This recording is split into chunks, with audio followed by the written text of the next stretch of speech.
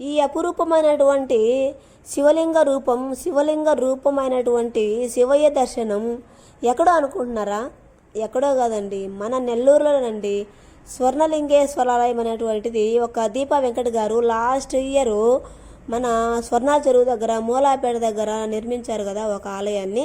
అక్కడేనండి నేను రీసెంట్గా డిసెంబర్ 22వ తేదీన 2024 సంవత్సరంలో అక్కడికి వెళ్ళానమాట. ఆ ఏరియాకి వెళ్ళి కొన్ని పిక్స్ తీసుకున్నాను అనమాట. నాకు ఫోటోగ్రఫీ అంటే చాలా ఇష్టము.